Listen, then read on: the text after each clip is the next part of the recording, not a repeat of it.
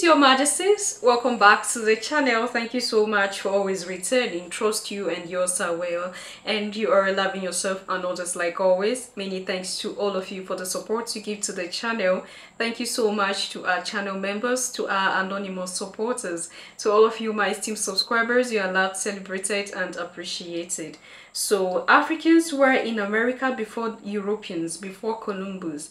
And these are debates that I feel by this time we shouldn't be talking about this anymore, because there are documents to prove these things, that before the whites, before their presence in America, there were melanated people already in America before they came.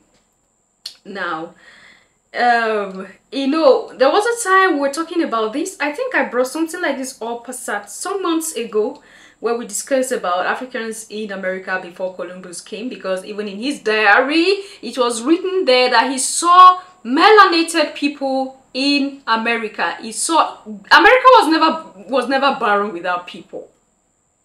America was never without people. Okay? So how do we see this? You know, there are lots of our histories, a lot of our stories that, since we are not the one telling it, the oppressor will come conquer you and tell you what he wants you to know about yourself. Not the truth, but what he wants you to view yourself as. Okay? When someone conquers you, do you think the person will come tell you the whole truth? Especially when you were powerful, especially when you had knowledge of this, knowledge of that, especially when you are in a place before they came, since they want to lord it over you, since they want to have control over you, do you think they're going to tell you that, oh, when we came here, we saw your ancestors here, or when we came here, we saw people that look like you here? No. The conqueror conquers and writes stories. And these stories are his story. So what is your story? Your Majesties, what is our story? And it is high time that we begin to tell our story as it is, so that our offspring can understand fully well what we were never able to understand. Our descendants can understand fully well what we were never able to understand from the time we were supposed to understand them. Now, you know, I've been bringing out clips here of Dr. Kihura Nkuba. Okay, for the sake of others who have not seen that, I'm still gonna show you that. It's not a debate. It's a fact. It's the truth. It was melanated people that were on the face of the earth. Mind you, when we discuss, okay, what's her name? What's the name of that doctor? Oh, maybe I'm going to leave it on the screen. I've forgotten her name. Where she was talking about, we were here before Adam.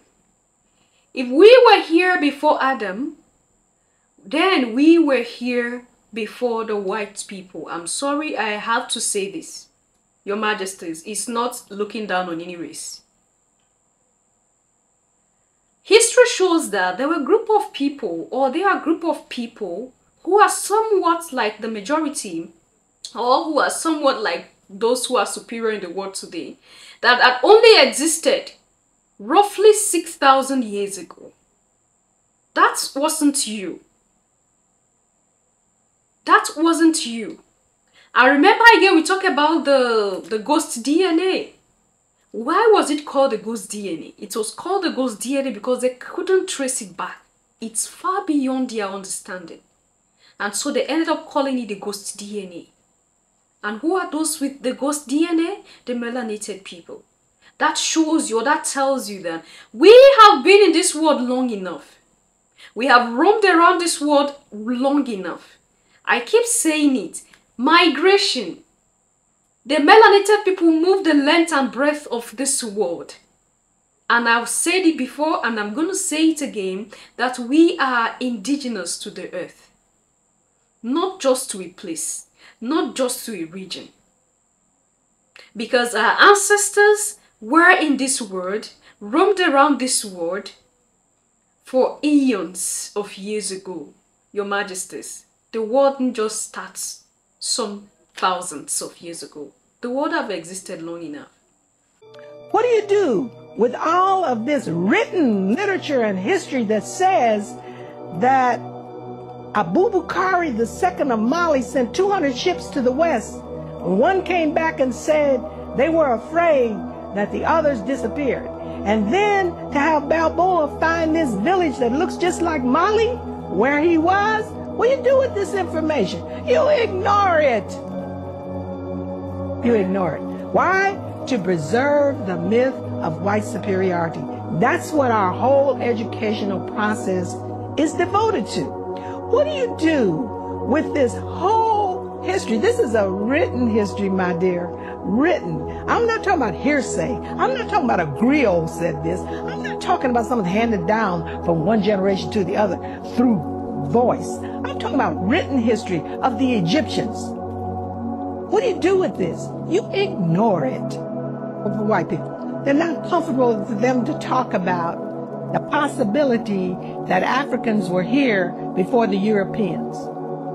So what do you do with the heads in Mexico that you find at San Lorenzo, at Tres Zapotes? What do you do with those? All right? You ignore them. What do you do with Columbus's diary that says the Africans know a way to the west, but it goes around the doldrums? We would never survive. What do you do with that? You ignore it. What do you do with Balboa's diary that says we came upon this African village in the isthmus? How did these Africans get here? What do you do with that? You ignore it. Why? To preserve the myth that the Europeans were here first. Wow. Oh my goodness. My family's going to flip. We almost never see a native-born African identified in the family trees of Black Americans, and there's a very good reason for that. The slave trade from Africa to the United States ended in 1808. So by the time all African Americans were identified by name for the very first time in the 1870 federal census, their African-born ancestors had long been deceased. As a result, many African Americans believe that we can never find a paper trail back to Africa. But there are exceptions. Jesse was born about the year 1815, also in Mississippi. But there's something else about Jesse that I want to show you, something that's really surprised me. Would you please turn the page? Oh. Now, Sterling, would you please read where Jesse's parents were born?